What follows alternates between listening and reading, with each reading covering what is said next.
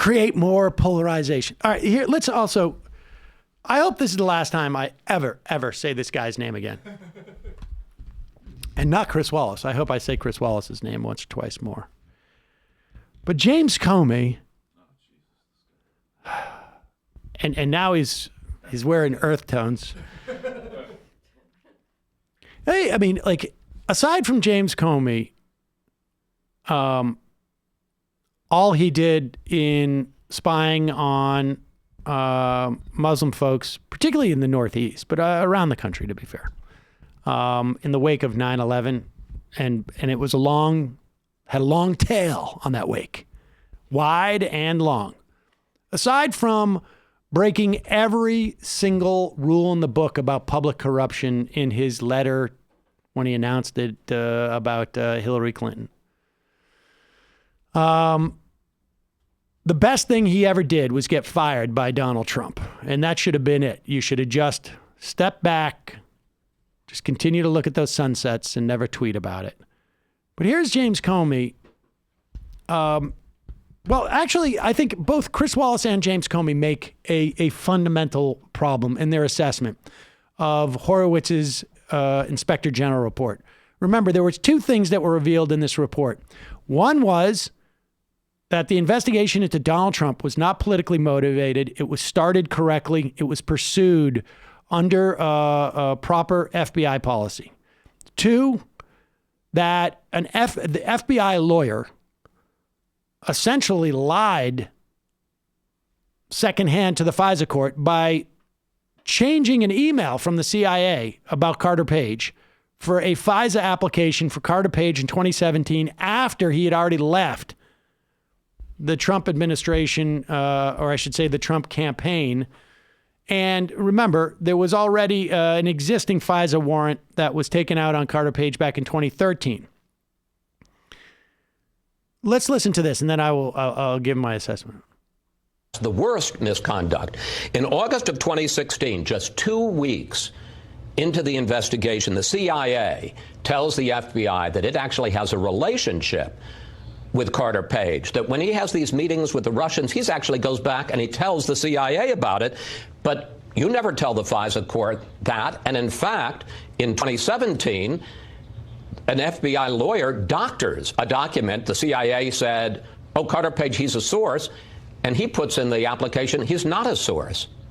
Yeah, I got to take issue with I'll answer the question, but one of the predications of your question, the Inspector General did not find misconduct by any FBI people. He found mistakes and negligence and oversight. No, that's not true. In the case of Kevin Kleinsmith, he has referred it for a criminal investigation. Right, but that's not been resolved. This business with the lawyer changing some email to a partner on the team. I mean, you make it sound like it's not much. It's very important. It's very important. I mean, not a source to not a source is a big deal. Remember how we got here. The FBI was accused of criminal misconduct. Remember, I was going to jail, and lots of other people were going to jail. People on this network said it over and over and over again.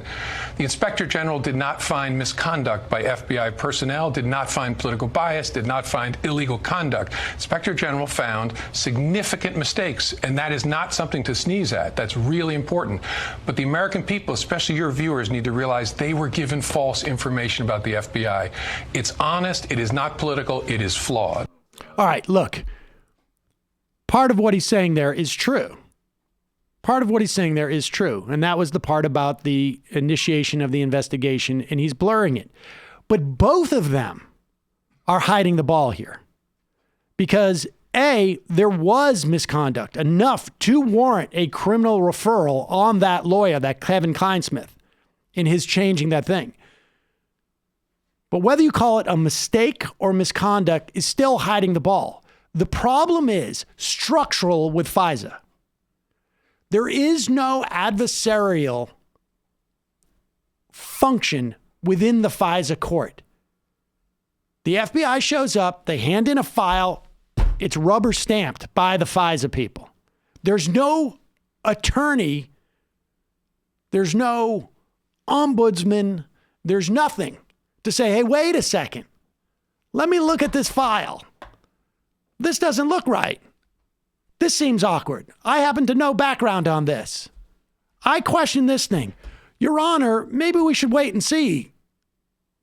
I would like to see, more documented evidence supporting this conclusion or that conclusion. That doesn't exist. FISA has been a rubber stamp for decades now. And that's highly problematic. And they're both hiding the ball because neither one of them would support, nor would the vast majority of the political establishment support actual adversarial, like to make sure that these FISA warrants are not handed out like candy on Halloween. All you got to do is say trick or treat and you get it. Boom. You said the magic words. Here's the candy. That's the problem. And none of that's going to get fixed. None of it. Hey, you have to put on a costume first to get candy. You know what? A lot of times you just leave out a bowl and you can go buy. I did it this year. I didn't have a costume on. I stand corrected. Oh, again, for my kid. My kid's a little bit shy. I had a bunch of candy. I got a bunch of candy. And that's the real problem that report revealed in terms of FISA. At the same time, it also indicates no political basis for launching that investigation. Let's go to the phones. Let me get